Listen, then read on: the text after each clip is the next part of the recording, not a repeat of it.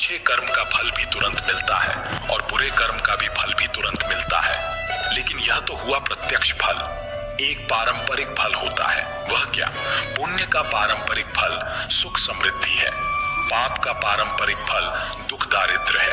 तो पुण्य तुरंत फलता है, सुख समृद्धि में थोड़ा टाइम लगता है, और पाप भी तुरंत फलता है, दुख दारिद्र में थोड़ा टाइम लगता है।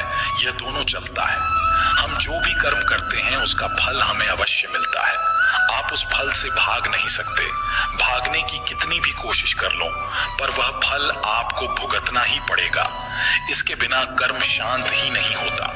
हम कितने भी अच्छे बुरे कर्म कर लें, उसका फल हमारे साथ ही रहता है। चाहे वह हमें देर से ही मिले, लेकिन मिलता जरूर है। हम बुरे कर्म को छुपाने के लिए दुनिया की कोर्ट से तो भी बच जाते हैं, लेकिन कुदरत की कोर्ट से कैसे बचोगे? कई साल पहले की बात है। एक शहर में एक जज रहते थे। वे नागर ब्राह्मण कुल के थे और वे खुद भी कठोर वेदंती और कर्म के कानून के अभ्यासी थे। एक बार जज सुबह टहलने के लिए निकले थे। तब उन्होंने देखा कि एक व्यक्ति भाग रहा था और उसके पीछे भागते हुए व्यक्ति ने पीछे से एक खंजर उसके शरीर में मार दिया और तब तक उसको घाव करता रहा जब तक वह मर नहीं गया। यह घटना जज साहब ने अपनी आंखों से देखी। खूनी भाग गया था। उस खूनी को जज साहब ने ठीक तरह से देखा था। फिर जज साहब घर गए, लेकिन यह बात उन्होंने किसी को नहीं बताई, क्योंकि खून का केस आखिर में उनके कोर्ट में ही तो आने वाला था। फिर पुलिस की पूछताछ शुरू हुई। 6 महीने में पुलिस की संपूर्ण इंक्वायरी पूरी हुई। हत्या का मामला दर्ज किया और आखिर में यह मामला उस जज के पास ही आया। लेकिन उन्होंने देखा कि खूनी कोई और ही था। उन्होंने उस दिन जिस खूनी को देखा था वो यह नहीं था। फिर मुकदमा शुरू हुआ। उस व्यक्ति को ही खूनी साबित करने का ठोस सबूत मिला। जज साहब तो जानते थे कि यह व्यक्ति बेकसूर है, लेकिन जज को सबूतों के आधार पर फैसला देना होता है। उसमें न्यायाधीश के अपने खुद के आधार पर उसको बेकसूर नहीं कहा जाता। इसलिए उस निर्मित प्रतिवादी को पूरे सबूतों के साथ खूनी करार किया गया। लेकिन जज साहब एक वेदंती और कुदरत के कर्म के नियम के पक्के अभ्यासी थे। उनको पता था कि असली खूनी घूम रहा है और एक निर्दोष को सजा हुई है। इसलिए उन्होंने फांसी की सजा सुनाने से पहले नकली खूनी को अपने चेंबर में बुलाया। जज साहब के पास जाते ही वह नकली प्रतिवादी रो पड़ा और कहने लगा कि मैं निर्दोष हूं, मैंने खून नहीं किया है। पुलिस को असली खूनी पकड़ में नहीं आया तो उन्होंने मेरे पुराने गुनाहों के आधार पर मुझे पकड़ लिया और मेरे खिलाफ सबूत खड़े करके मुझे कोर्ट में खूनी साबित किया गया है। तब जज साहब ने कहा कि यह हकीकत मैं जानता हूं, तुम बेकसूर हो। मैंने खूनी को अपनी आंखों से देखा था, लेकिन मैं इस मामले को कानूनी रूप से नहीं ला सकता, क्योंकि कानून सबूतों पर आधारित होता है। सबूत पूरी तरह से तुम्हारे खिलाफ हैं। इसलिए मैं तुम्हें कानूनी तौर पर खूनी साबित करके फांसी की सजा सुनाने वाला हूं। लेकिन कुदरत के नियम में कहीं कुछ गलत तो नहीं हो रहा है। इस बात को सुनिश्चित करने के लिए मैं तुम्हें अकेले में एक सवाल पूछता हूं। इस बात का तुम मुझे बिल्कुल सही जवाब देना। मेरा सवाल यह है कि क्या तुमने भूतकाल में किसी का खून या फिर उतना ही बड़ा कोई अपराध किया है? झूठे आरोपों में फंसे व्यक्ति ने अपना सिर झुकाकर कहा कि मैंने भूतकाल में 2 खून किए थे, लेकिन मैंने उस समय पुलिस वाले को बहुत सारे पैसे दिए थे, इसलिए मैं निर्दोष साबित होकर छूट गया था। लेकिन इस केस में मैं सच में बेकसूर हूं, फिर भी सजा मिल रही है। जज साहब को समझ में आ गया कि भगवान के कर्म के नियम में कोई चूक नहीं है। पहले 2 खून के समय उसके पुण्य कार्य का फल चल रहा होगा, इसलिए उसका क्रियमाण कर्म ने फल देने में देर लगाई और कर्म संचित हुए। अब जब पुण्य खत्म हुआ होगा तो पहले के 2 खून के फल के रूप में संचित हुए कर्म ने इस बार प्रारब्ध रूप से बेकसूर होने पर भी उसे फांसी की सजा दी। कुदरत ने जो कर्म के नियम बनाए हैं उसमें कोई गलती नहीं होती है। कोई भी कर्म करो उसका फल हमें मिलता ही है। कर्म के नियम में किसी भी वकील की बहस नहीं चलती और ना ही किसी की सिफारिश चलती है। जब तक हमारे पुण्य कर्म का फल हमारे साथ है तब तक सही है, लेकिन हम जो गलत कर्म या दुष्ट कर्म करते हैं वह तो वक्त आने पर ही फल देता है। इसलिए कर्म करने से पहले हमें सोचना चाहिए। कर्म हो जाए, इसके बाद उसके फल से भागना व्यर्थ है। जो भी कर्म करते हैं उसका फल पाने के लिए तैयार रहना चाहिए। कई कर्म ऐसे होते जो हंसते हंसते किए हो, लेकिन उसका फल रोते रोते भुगतना पड़ता है। दुर्योधन ने एक अबला स्त्री को दिखाकर अपनी जंघा ठोकी थी तो उसकी जंघा तोड़ी गई। दुशासन ने छाती ठोकी तो उसकी छाती फाड़ दी गई। महारथी कर्ण ने एक असहाय स्त्री के अपमान का समर्थन किया तो श्री कृष्ण ने असहाय दशा में ही उसका वध कराया। भीष्म ने यदि प्रतिज्ञा में बंधकर एक स्त्री के अपमान को देखने और सहन करने का पाप किया तो असंख्य तीरों में बिंधकर अपने पूरे कुल को एक एक कर मरते हुए भी देखा। भारत का कोई बुजुर्ग अपने सामने अपने बच्चों को मरते देखना नहीं चाहेगा, पर भीष्म अपने सामने 4 पीढ़ियों को मरते देखते रहे। जब तक सब देख नहीं लिया तब तक मर भी न सके। यही उनका दंड था। धृतराष्ट्र का दोष था पुत्र मोह, तो 100 पुत्रों के शव को कंधा देने का उन्हें दंड मिला। 100 हाथियों के बराबर बल वाला धृतराष्ट्र सिवाय रोने के और कुछ नहीं कर सका। दंड केवल कौरव दल को ही नहीं मिला था, बल्कि दंड पांडवों को भी मिला था। द्रौपदी ने वरमाला अर्जुन के गले में डाली थी, सो उनकी रक्षा का दायित्व सबसे अधिक अर्जुन पर था। अर्जुन यदि चुपचाप उनका अपमान देखते रहे तो सबसे कठोर दंड भी उन्हीं को मिला। अर्जुन पितामह भीष्म को सबसे अधिक प्रेम करते थे, तो कृष्ण ने उन्हीं के हाथों पितामह को निर्मम मृत्यु दिलाई। अर्जुन रोते रहे पर तीर चलाते रहे। क्या लगता है अपने ही हाथों अपने अभिभावकों भाइयों की हत्या करने की ग्लानि से अर्जुन कभी मुक्त हुए होंगे क्या? नहीं, वे जीवन भर तड़पे होंगे। यही उनका दंड था। युधिष्ठिर ने स्त्री को दांव पर लगाया तो उन्हें भी दंड मिला। कठिन से कठिन परिस्थितियों में भी सत्य और धर्म का साथ नहीं छोड़ने वाले युधिष्ठिर ने युद्ध भूमि में झूठ बोला और उसी झूठ के कारण उनके गुरु की हत्या हुई।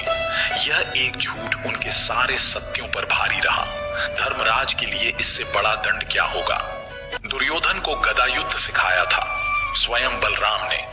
एक अधर्मी को गदा युद्ध की शिक्षा देने का दंड बलराम को भी मिला। उनके सामने उनके प्रिय दुर्योधन का वध हुआ और वे चाहकर भी कुछ न कर सके। उस युग में 2 योद्धा ऐसे थे जो अकेले सबको दंड दे सकते थे, कृष्ण और महात्मा बर्बरीक।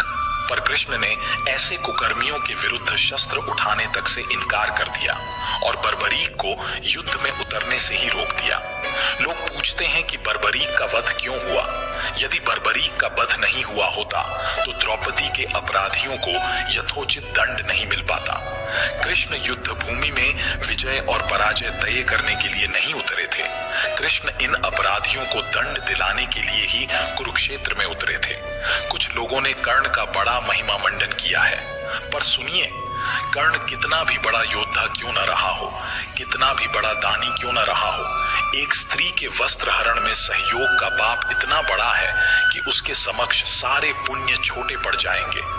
स्त्री कोई वस्तु नहीं कि उसे दांव पर लगाया जाए। कृष्ण के युग में 2 स्त्रियों को बाल से पकड़कर घसीटा गया। देवकी के बाल पकड़े कंस ने और द्रौपदी के बाल पकड़े दुशासन ने। श्री कृष्ण ने स्वयं दोनों के अपराधियों का समूल नाश किया। किसी स्त्री के अपमान का दंड अपराधी के समूल नाश से ही पूरा होता है, भले वह अपराधी विश्व का सबसे शक्तिशाली व्यक्ति ही क्यों न हो। इंसान चाहे कलयुग में हो चाहे सतयुग में, उसे अपने कर्मों का हिसाब किताब तो देना ही पड़ता है। जिसने जैसे कर्म संसार में किए हैं उन्हीं के अनुसार उसे अपने कर्मों का फल भोगना भी पड़ेगा। यही संसार का नियम है।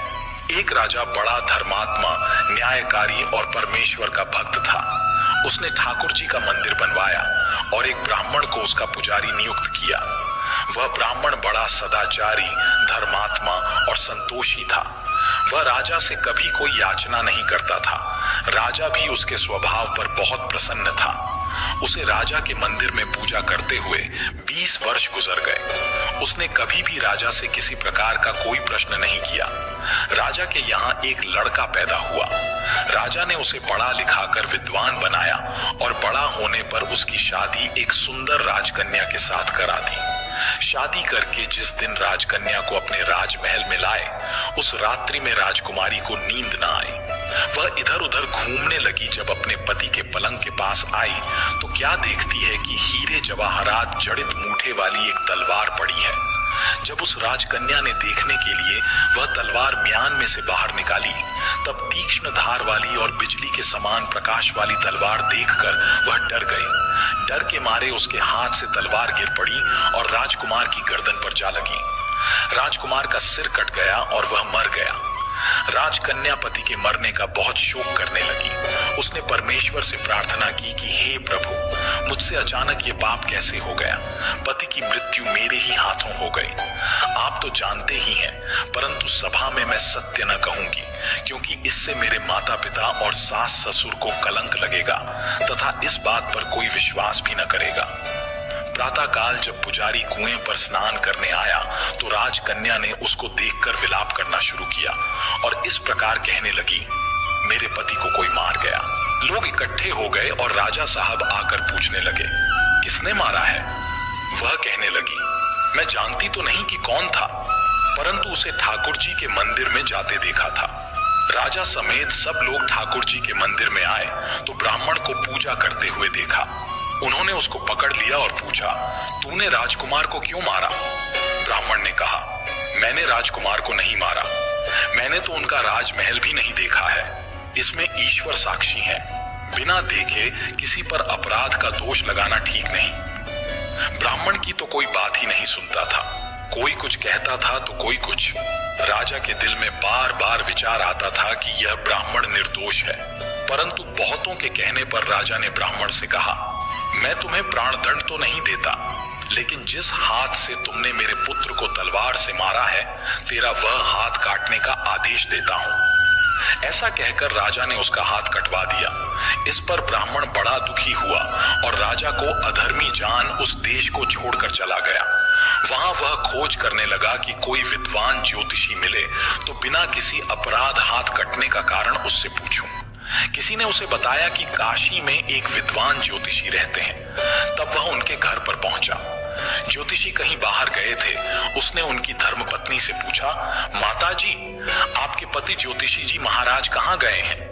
तब उस स्त्री ने अपने मुख से अयोग्य, असह्य दुर्वचन कहे, जिनको सुनकर वह ब्राह्मण हैरान हुआ और मन ही मन कहने लगा कि मैं तो अपना हाथ कटने का कारण पूछने आया था, परंतु अब इनका ही हाल पहले पूछूंगा। इतने में ज्योतिषी आ गए। घर में प्रवेश करते ही ब्राह्मणी ने अनेक दुर्वचन कहकर उनका तिरस्कार किया, परंतु ज्योतिषी जी चुप रहे और अपनी स्त्री को कुछ भी नहीं कहा। तदनंतर वे अपनी गद्दी पर आ बैठे। ब्राह्मण को देखकर ज्योतिषी ने उनसे कहा, कहिए ब्राह्मण देवता, कैसे आना हुआ? आया तो था अपने बारे में पूछने के लिए, परंतु पहले आप अपना हाल बताइए कि आपकी पत्नी अपनी जुबान से आपका इतना तिरस्कार क्यों करती है, जो किसी से भी नहीं सहा जाता और आप सहन कर लेते हैं। इसका कारण क्या है? यह मेरी स्त्री नहीं, मेरा कर्म है।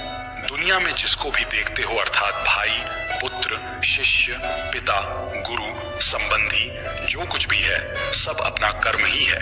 यह स्त्री नहीं, मेरा किया हुआ कर्म ही है और यह भोगे बिना कटेगा नहीं। अवश्यमेव भोक्तव्यं कृतं कर्म शुभाशुभम ना भुक्तं क्षीयते कर्म कल्प कोटिष्तेरपि। अपना किया हुआ जो भी कुछ शुभ अशुभ कर्म है, वह अवश्य ही भोगना पड़ता है।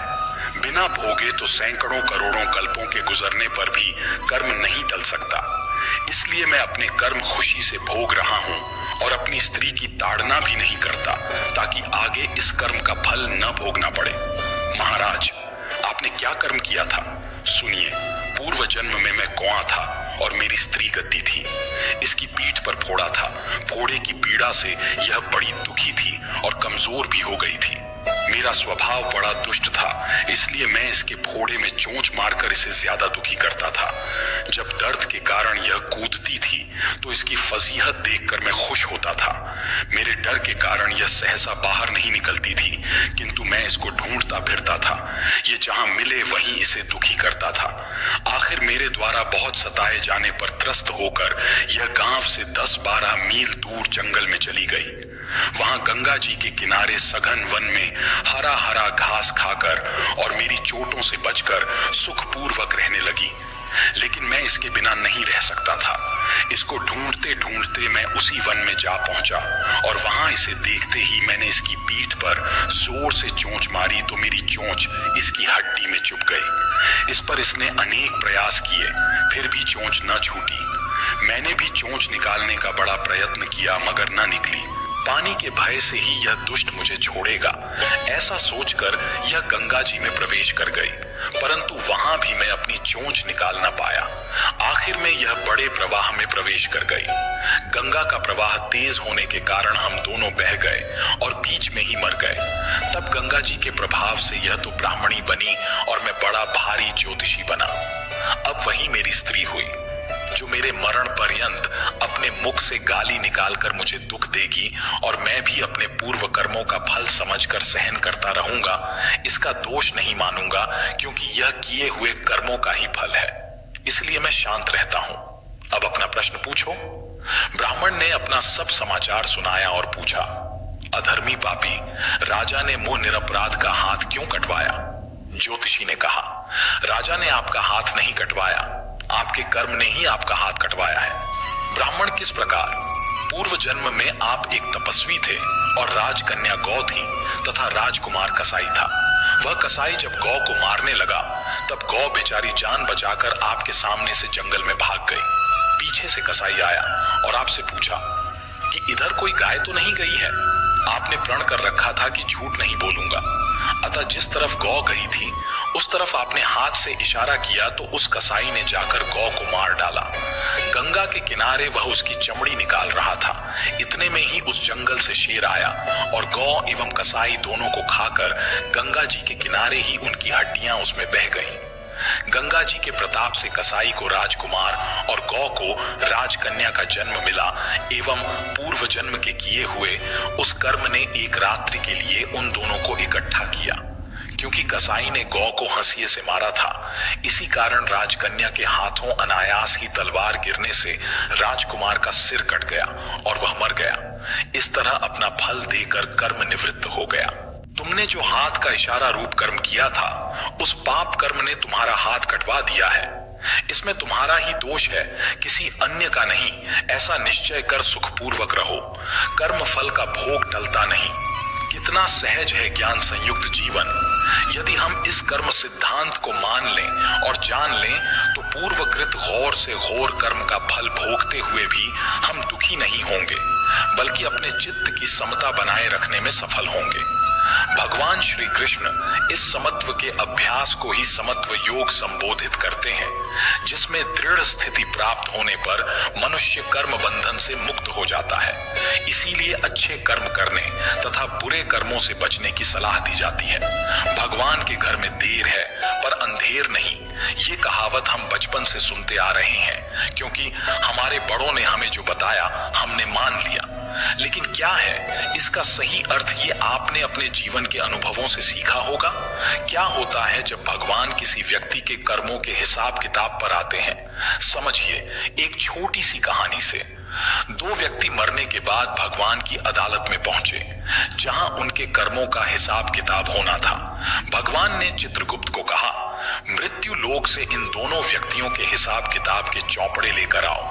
दोनों व्यक्तियों के हिसाब का चौपड़ा लाया गया। देखने पर मालूम पड़ा कि जो व्यक्ति अभी बेईमान है वह पहले बहुत ही ईमानदार हुआ करता था। उसने इतने अच्छे कर्म किए थे, इतनी ईमानदारी रखी थी कि बहुत बड़ा भाग्य उसको प्राप्त होना था। लेकिन उसके भाग्य प्राप्ति से पहले अंतिम परीक्षा आई। उस परीक्षा के आने पर उसने अपना धीरज खो दिया और वहां से उसने अपने जीवन का रास्ता बदल दिया और बेईमानी वाला जीवन अपना लिया। अब जो भाग्य उसे मिलने वाला था वो कम होते होते इतना कम रह गया कि एक बटुआ ही मिला जिसमें केवल 1000 रुपए थे। देखा जाए तो वैसे उसके नसीब में क्या था? बेईमानी का रास्ता अपनाने से उसका प्रारब्ध प्रभावित हो गया। इसीलिए भगवान चाहकर भी उसे कुछ अधिक नहीं दे सकते थे, क्योंकि विधि के विधान के आगे भगवान भी विवश है। अब बारी आई दूसरे व्यक्ति की, जो बेहद ईमानदार था। जब उसका हिसाब निकाला तो देखा गया कि वह पहले बहुत ही बेईमान था। उसकी बेईमानी के कारण उसे बहुत कड़ी सजा होने वाली थी। लेकिन सजा प्राप्त करने के पहले उसको जीवन में सुधरने का अंतिम मौका मिला। उसने वह मौका ले लिया और ईमानदारी वाली जीवन शैली को अपनाते हुए खुद को सुधार लिया। तो उसकी सारी सजा भी क्षीण होते होते सिर्फ एक कांटा चुभने जितनी रह गई। उसे जो कांटा चुभा वह उसकी ईमानदारी का फल नहीं था, बल्कि उसके पूर्व बेईमानी वाले जीवन की इतनी ही सजा बची रह गई थी। भगवान हर बुरे व्यक्ति को भी सुधरने का मौका देता है और हर अच्छे व्यक्ति की अच्छाई की परीक्षा भी लेता है। संसार में आज कई लोग कहते हैं कि बेईमानी से जीवन जियो तो मौज करोगे, लेकिन यह मौज थोड़े समय का है, क्योंकि जैसे ही पुण्य का फल क्षीण होगा उसके बाद जो भोगना होगा वो बेहद मुश्किल होगा। किस कर्म का फल कब और कैसे भोगना होगा यह परमेश्वर की शक्तियां निष्पक्ष रूप से तय करती हैं। जहां तक मनुष्य का संबंध है उसके बस में तो केवल कर्म करना ही है, कर्म फल उसके बस में नहीं होते। मनुष्य योनि में उत्पन्न हुए जीवों के द्वारा अपने जीवन काल में किए गए सभी शारीरिक, वाचिक एवं मानसिक कर्मों का विभिन्न शक्तियां प्रकृति के अचूक नियमों के अनुसार फल देती हैं। कुछ कर्मों का फल तो साथ के साथ मिल जाता है और कुछ कर्मों का फल आने वाले जन्मों में मिलता है। हर तथाकथित अच्छे या बुरे कर्म का फल मिलता ही है। बुरे कर्म का बुरा फल अच्छे कर्म के तथाकथित अच्छे फल से बेअसर नहीं होता। केवल मनुष्य योनि ही जीव की कर्म भूमि है। मनुष्य योनि भोग भूमि भी है, लेकिन अन्य योनियां तो केवल भोग भूमि ही है, जहां जीव अपने पिछली मनुष्य योनि में किए गए तथाकथित अच्छे और बुरे कर्मों का फल सुख और दुख के रूप में भोगता है। इन योनियों में जीव के नए कर्म नहीं जुड़ते, केवल पिछले कर्म घटते हैं। जब तक जीव अपने सभी तथाकथित अच्छे और बुरे कर्मों के फलों से शून्य नहीं हो जाता, उसका विभिन्न योनियों में आना जाना लगा रहता है। जीव हर बार जब अन्य योनियों में अपने कर्मों के फल भोगने के पश्चात मनुष्य जन्म में आता है, तो उसके साथ उसके बचे हुए कर्मों के फल प्रारब्ध रूप में आते हैं। प्रारब्ध के अनुसार ही उसे साधारण, मध्यम या उच्च स्तरीय परिवार, परिजन एवं सामाजिक वातावरण मिलता है और उसके जीवन में कभी सुखदायी तो कभी दुखदायी परिस्थितियां उत्पन्न होती हैं। इन परिस्थितियों को यदि वह अपनी बुद्धि से अपने अनुकूल बनाने में कामयाब हो जाता है, तो इसे ही अपने कर्मों के द्वारा प्रारब्ध को बदलना या सुधारना कह सकते हैं। परंतु इस प्रक्रिया में वह अक्सर अज्ञानतावश फिर से नए कर्म फलों को जोड़कर नए प्रारब्ध को भोगने का पात्र बन जाता है और इस प्रकार वह योनियों के चक्र से बाहर नहीं निकल पाता। अब प्रश्न यह उठता है कि मनुष्य जब कर्म करेगा तो उसे उनके फल भी भोगने होंगे, तो वह कर्म फल शून्य कैसे हो और कैसे वह इन योनियों के चक्र से छूटे। इस संदर्भ में मेरा धर्मपंथ कहता है कि यदि मनुष्य ईश्वर के कहे वचनों के अनुसार जीवन व्यापन करे तो उसे उसके द्वारा किए गए कर्मों के फल नहीं भोगने पड़ेंगे। ईश्वर के वचन सामान्य जीवन जीने के लिए बाधक नहीं है। ये वचन मुख्यतः यह कहते हैं कि हम जो कुछ भी करें, इस बात का ख्याल रखें कि हम कोई भी क्रिया करते हुए किसी भी प्राणी के शारीरिक, मानसिक या भावनात्मक दुख का कारण न बने। इसके अतिरिक्त जो परमेश्वर के वचन हैं, वे हमसे कोई असामान्य हठ यौगिक कठिन कार्य करने को नहीं कहते। वे केवल हमसे अपनी प्राकृतिक आवश्यकताओं की पूर्ति करते हुए और अपने स्वधर्म को निभाते हुए विकृति रहित स्वस्थ जीवन जीने के लिए कहते हैं। स्वधर्म अर्थात अपने परिवार, अपने समाज और मानवता के प्रति हमारे कर्तव्य। हमारे इस उपक्रम के लिए परमेश्वर हम तक आवश्यक ज्ञान पहुंचाने का कोई न कोई निमित्त बना देते हैं। परमेश्वर को हमसे कुछ नहीं चाहिए, बस हमें ही इस अमूल्य मनुष्य जन्म को सार्थक करने की आवश्यकता है, अपने जीवन को निष्काम होकर जीते हुए पाप पुण्य रहित बनाकर। रामायण हिंदू धर्म के सबसे महान ग्रंथों में से एक है, जिसे पढ़ने या सुनने मात्र से एक अद्भुत शांति की प्राप्ति होती है। इसमें वर्णित एक एक प्रसंग हमें जिंदगी जीने व उसे अनुभव करने की कला सिखाता है।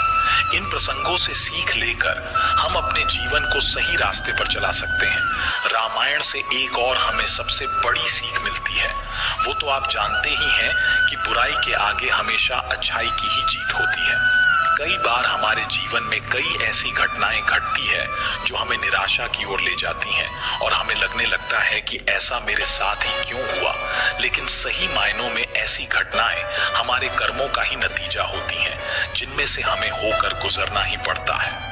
हमारे अच्छे बुरे कर्म ही हमारा भाग्य बनाते हैं। भगवान राम के वनवास के समय राजा दशरथ को एहसास हुआ कि अच्छे व बुरे कर्मों के फल से ही भाग्य बनता है। कोई भी व्यक्ति जैसा काम करेगा, उसके भाग्य का निर्माण भी वैसा ही होगा। जब श्री राम, सीता और लक्ष्मण के साथ वनवास को चले गए तो राजा दशरथ उनके वियोग में दिन रात तड़पने लगे। राजा दशरथ ये समझ गए कि ऐसा तो होना निश्चित था, इसे वे टाल नहीं सकते थे, क्योंकि नियति ने यह सब पहले से ही तय कर रखा था। तभी तो उन्हें पुत्र वियोग मिला है।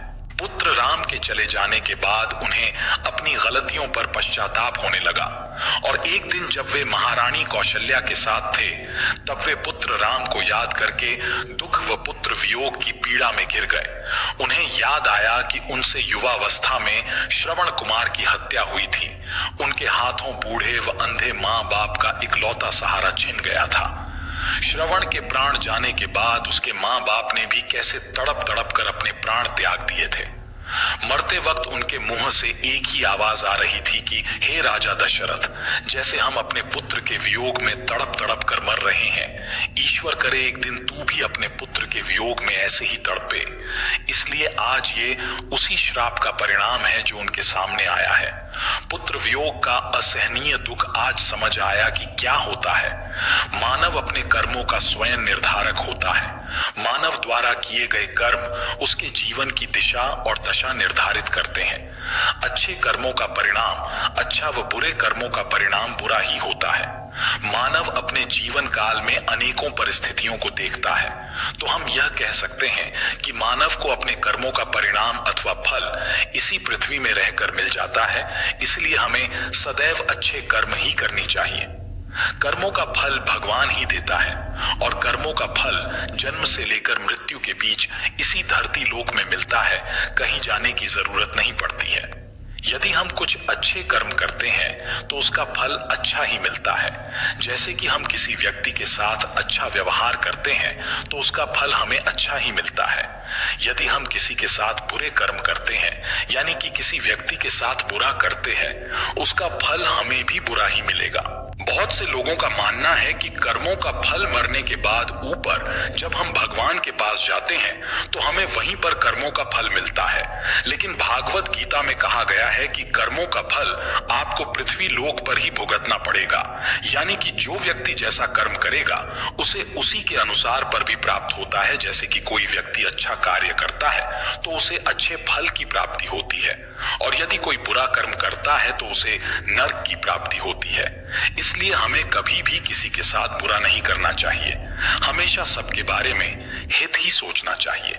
हमारे द्वारा पृथ्वी लोक में किए गए कर्मों का फल भगवान ऊपर देता है। जो व्यक्ति जैसा कर्म करता है उसे भगवान स्वर्ग या नरक में भेजता है और उसके हिसाब से ही उसे दंड दिया जाता है। हर व्यक्ति के लिए अलग अलग दंड दिए जाते हैं। अगर कोई व्यक्ति बहुत पुण्य करता है तो उसे वैकुंठ भेजा जाता है, लेकिन अगर कोई व्यक्ति गलत काम और बहुत पापी होता है तो उसे भगवान नरक में भेजते हैं। एक सिद्ध आचार्य अपने शिष्यों के साथ तीर्थ यात्रा पर निकले। कुछ देर चलने के बाद वे थकान निकालने बीच घने जंगल में ही रुक गए। इतने में आचार्य को कुछ आवाजें सुनाई दी। ध्यान से सुनने पर आचार्य को समझ आया कि यह कुछ लोगों के रोने की आवाज है। उन्होंने शिष्यों को बोला, बालकों सुनो, ये आवाजें कहां से आ रही हैं? तब शिष्य एक दूसरे का मुंह देखने लगे, क्योंकि उन्हें कोई आवाज सुनाई नहीं दे रही थी। फिर भी गुरु के आदेशानुसार उन्होंने थोड़ी दूरी पर आकर देखा। केवल आचार्य को एक गहरे अंधेरे कुएं से कुछ लोगों के रोने की आवाज सुनाई दे रही थी। आचार्य ने कुएं में झांक कर देखा तो उन्हें 5 लोग बहुत ही बुरी दशा में रोते हुए दिखाई दिए, लेकिन शिष्यों को ना आवाज सुनाई दी और ना ही कुछ दिखाई दिया। तब आचार्य ने उन 5 लोगों को मुस्कुराते हुए देखा और पूछा, भाई किन कर्मों का भोग रहे हो? तब वे पांचों और जोर जोर से रुदन करने लगे।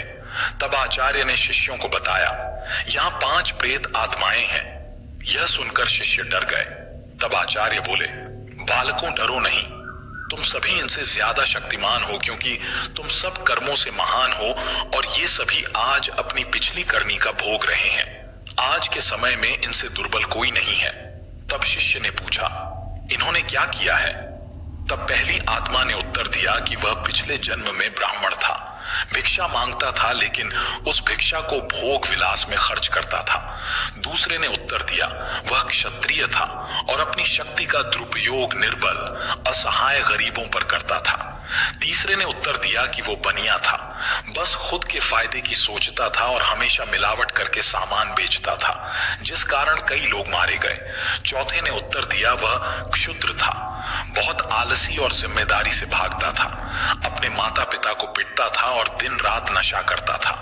पांचवें ने उत्तर दिया, वह एक लेखक था, अश्लील कथाएं लिखता था, उसने समाज को वासना का पाठ सिखाया था। इस तरह वे सभी पापी अपने पापों को भोग रहे हैं। उन्होंने आचार्य से निवेदन किया, आप गुरु हैं, आप दुनिया वालों को समझाएं कि बुराई का रास्ता क्षण की खुशी देता है, लेकिन इसका दंड कई जन्मों तक अंधकार में भोगना पड़ता है। मनुष्य को कर्मों का फल भोगना ही पड़ता है, फिर वो किसी भी जन्म में हो। कहते हैं जिस तरह ईश्वर हैं वैसे ही भूत भी होते हैं, लेकिन वे जितने दुर्बल होते हैं उतना कोई नहीं। व्यक्ति कितना भी इतरा जाए, नियति उसके कर्मों का हिसाब रखती ही है, इसलिए सदैव सद्मार्ग पर चलें। अगर गलती हुई भी है तो उसे सुधारें। दोस्तों, आपने बुजुर्गों को कहते सुना होगा कि कर्मों का फल सबको मिलता है। संसार में देसी प्राणी ने जन्म लिया है, उसे अपने कर्मों का फल भोगना ही पड़ता है और उनसे मुक्ति नहीं मिलती है। यह अलग बात है कि कर्मों का फल कब मिलता है। जो कर्म ज्यादा होते हैं उसे बाद में, और जो कम होते हैं उसे पहले भोगना पड़ता है। बुरे कर्मों का फल इसी जन्म में भोगना पड़ता है और अच्छे कर्म अगले जन्म में या जन्म के ही कुछ दिनों बाद मिलते हैं। लेकिन कर्मों का फल हमेशा मिलता है। कर्मों का फल आपको इसी धरती पर ही मिलेगा। आज नहीं तो कल आपको अपने कर्मों का फल भुगतना ही पड़ेगा। यदि आप अच्छा कर्म करते हैं तो आपको अच्छा फल मिलेगा, यदि आप बुरा कर्म करते हैं तो आपको बुरा फल मिलेगा, लेकिन फल तो मिलेगा ही, इससे कोई नहीं बच सकता है। यदि आप लोगों के साथ गलत और बुरा व्यवहार करते हैं तो भगवान आपको बहुत कड़ी सजा देगा, जिसके बारे में शायद आपको अंदाजा भी नहीं है। और यदि आप लोगों के साथ अच्छा व्यवहार करते हैं तो भगवान आपके साथ हमेशा अच्छा ही करेगा। आपको अपने जीवन में हमेशा खुशियां ही मिलेंगे। कर्म के सिद्धांत का पालन करके हम अपनी दिशा और गति को नियंत्रित कर सकते हैं, जो हमें अपने लक्ष्यों तक पहुंचने के लिए मार्गदर्शन करता है। व्यक्ति की सफलता का आधार उसके कर्म होते हैं। एक सच्चे और साफ दिल से किया गया कर्म कभी निष्फल नहीं होता। धर्म और कर्म दो पहियों की तरह हैं, जो हमें जीवन के सही पथ पर चलाने में मदद करते हैं। इन दोनों के बिना हम अपने सच्चे उद्देश्य को प्राप्त नहीं कर सकते। एक व्यक्ति के कर्म उसके विचारों, भावनाओं और इच्छाओं का प्रतिबिंब होते हैं। यदि हम अपनी सोच और कर्मों को सकारात्मक बनाते हैं तो हमारा भविष्य स्वतः रोशन हो जाता है। कर्म का नियम सरल है, जो बोएंगे वही काटेंगे। अतः हमें सदैव नेकी के बीज बोने चाहिए ताकि हमें भविष्य में अच्छे फल मिल सकें। अच्छे परिणाम प्राप्त करने के लिए पहले एक पवित्र उद्देश्य निर्धारित किया जाता है और फिर उसकी सिद्धि के लिए अच्छे कर्म किए जाते हैं। विचार उद्देश्यों की ओर ले जाते हैं, उद्देश्य कार्रवाई में आगे बढ़ते हैं, क्रियाएं आदतें बनाती हैं, आदतें चरित्र तय करती हैं और चरित्र हमारे भाग्य को तय करता है। यदि अच्छा बोया जाता है तो अच्छा एकत्र किया जाता है। जब सकारात्मक चीजें बनाई जाती हैं तो वह अच्छी तरह से लौटती है। आप सफल हों या असफल, वे सभी आपके अपने कार्यों के परिणाम हैं। इसे कर्म के रूप में जाना जाता है। हर किसी को कर्म फल भोगना पड़ता है। अच्छा या बुरा कर्म की पहचान समय खुद देता है। जीवन में सफलता प्राप्त करने के लिए हमें हमेशा सकारात्मक कर्म करने चाहिए, क्योंकि कर्म ही हमारे भविष्य को निर्धारित करते हैं। अच्छे कर्म करने से हमें अपने आप को श्रेष्ठता की ओर ले जाने की प्रेरणा मिलती है, जो हमें बेहतर व्यक्ति बनाने में मदद करती है। जीवन का एक सत्य है कि हम अपने कर्मों के फल के अनुसार ही फल प्राप्त करते हैं। इसलिए हमें सदैव नेक और उचित कर्म करने का प्रयास करना चाहिए। निश्चित रूप से यहाँ कर्म का सिद्धांत होता है। जो कुछ भी हम दूसरों के प्रति करते हैं वही हमें भविष्य में मिलता है। अपने कर्मों को सुधार कर हम अपने आत्मविश्वास और आत्म संयम को बढ़ा सकते हैं, जो हमें जीवन में सफलता की ओर ले जाने में सहायक होते हैं। अच्छे कर्म करने के प्रति हमारी निष्ठा हमारी आत्मा को पवित्र और शुद्ध बनाती है, जो हमें अधिकारी बनाती है आध्यात्मिक आनंद और शांति का अनुभव करने के। कर्म और संकल्प के बिना कोई भी व्यक्ति अपनी जिंदगी में आगे नहीं बढ़ सकता। अतः सकारात्मक सोच और कर्मों के साथ जीवन जीने की कला सीखने की कोई विकल्प नहीं है। कर्म के नियम को समझने से हमें यह ज्ञान प्राप्त होता है कि हमें किसी भी कार्य को करने से पहले उसके परिणामों पर विचार करना चाहिए। स्वयं के कर्मों की सचेतता और सचेत बनाने से हम अपने जीवन को बेहतर बना सकते हैं और अपनी संपूर्णता को पहचान सकते हैं। जीवन में संतुष्टि और समृद्धि प्राप्त करने का एक ही मार्ग है और वह है निष्ठा के साथ अपने कर्तव्य और कर्मों का पालन करना। कर्म और धर्म के माध्यम से हम अपने आत्मविश्वास को मजबूत कर सकते हैं और इससे हम अपने जीवन के सभी चुनौतियों का सामना कर सकते हैं। जिस तरह आप दूसरों के साथ व्यवहार करते हो, उसी तरह आपको भी दूसरों से व्यवहार होता है। जब आप धोखा देते हो तो आप खुद भी धोखा खाते हो। धोखा देने से पहले एक बार सोच लो, क्या तुम ऐसा करना चाहते हो कि दुनिया तुम्हारे साथ भी ऐसा करे? कर्म तुम्हारा साथ नहीं छोड़ता। जीत जाने के लिए धोखा देना कोई विवेकवान का काम नहीं है। धोखा देने वाले अपने ही कर्मों के अनुसार फल भुगतने के लिए तैयार हो जाते हैं। जब तुम धोखा देते हो तो तुम खुद ही अपनी आत्मा के साथ धोखा देते हो। अपने कर्मों से बचने का तरीका यही है कि आप निष्कपट रहो और सच्चाई से जुड़े रहो। हमारे कर्मों का प्रारंभ हमारे विचारों से होता है। जिस प्रकार के विचार हमारे मन में उत्पन्न होने लगते हैं, हम उसी प्रकार के कर्म करने लगते हैं। सकारात्मक और अच्छे विचार अच्छे कर्म कराते हैं, जिसका फल भी मीठा मिलता है। इसका उल्टा भी उतना ही सही है। हर रात का ज्यों सवेरा है, हर दिन की निश्चित है शाम। जीवन में हर एक कर्म का तय होता उपयुक्त परिणाम। अपनी नेकी का गवाह अपने सिवाय केवल भगवान को मानो। औरों की नजरों में अच्छा बनने की चाह अपनी स्वार्थ सिद्धि जानो।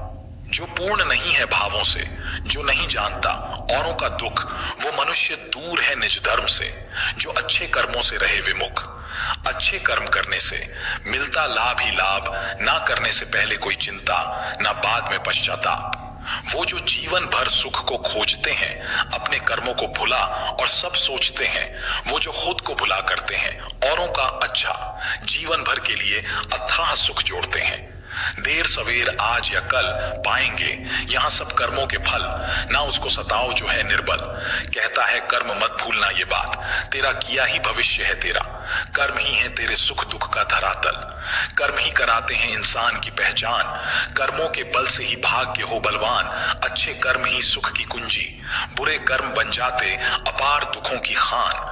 जगत में झूठ है सब कुछ, ये तन मन मोह और माया। कुछ सच्चा है तो कर्म तेरा, जिसने तुझे तुझसे मिलवाया।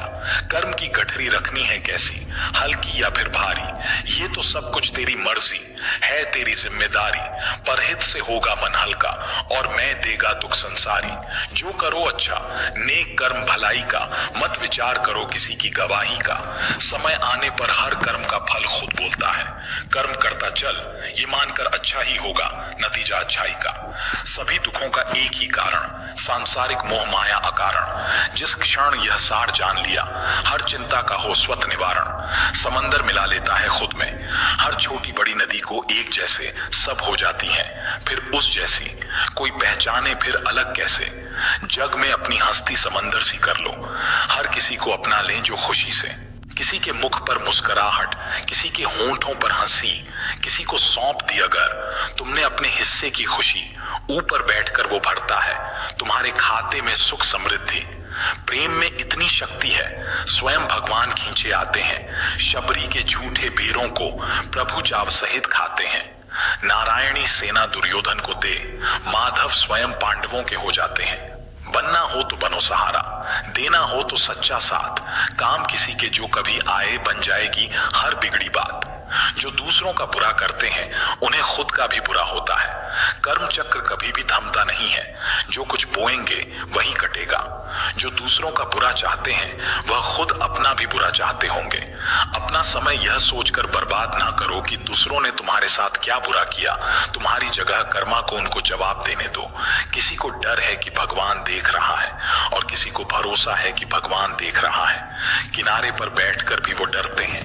हृदय जिनके बुरे भावों से भरे रहे, बीच भंवर में भी निर्भीक खड़े रहे वो। अच्छे कर्मों को जो जीवन लक्ष्य करे रहे। अच्छे पथ पर चलते हो तो बाधाओं से डरना क्या, खाली हाथ आए और खाली है जाना, फिर खजानों को यूं भरना क्या। इस शरीर पर इतराना कैसा, इसमें कुछ भी तो नहीं हमारा जल, वायु, पृथ्वी, आकाश व अग्नि से बना, फिर वापस मिल जाएगा इनमें ही सारे का सारा। युद्ध क्षेत्र है कर्म क्षेत्र एक, अब अपना दायित्व पहचानो। सुख मेरे हिस्से में कम क्यों दुखों का कोई हिसाब नहीं, इसी सोच में उम्र गुजारी सारी। पर कर्मों की रखी किताब नहीं, यहाँ शाश्वत कुछ नहीं, हर चीज आनी जानी। बस अच्छे कर्म रहते हैं सदा बनकर तेरे नाम की निशानी। जो दिया जाता है जैसा भी जिस भाव से, वो लौटकर अवश्य आता है कर्म के प्रभाव से। तुम करते हो भला किसी का, वो बदले में बुरे भाव रखता है मत दुख मनाओ इस बात का, कर्म हर एक का हिसाब रखता है।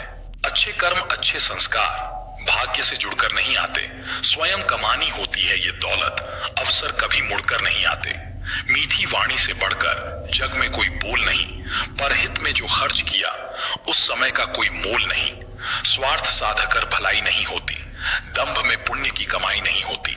यदि दिखावे के लिए हो तुम सबके, किसी नजर से यह अच्छाई नहीं होती। अच्छे काम करने के लिए कभी विचारने की जरूरत नहीं, यह रंग चढ़ा के रखो मन पर, कभी उतारने की जरूरत नहीं। जो बीत गया उस पर पछताना नहीं, भविष्य के लिए कभी घबराना नहीं, जो है वो आज है सत्य ये बिसराना नहीं। नेक कर्म तू करता चल, हार कर रुक जाना नहीं। कोई साथ नहीं रहता सदा, साथ रहते हैं अपने कर्म यहाँ। परोपकार को अपना ध्येय जानो, इससे बढ़कर ना कोई धर्म यहाँ। नेकी करने वाले का जीवन महकता है बनकर के चंदन, बांटते हैं संग जिसके ये महक, वो दुआओं से भर देता है दामन।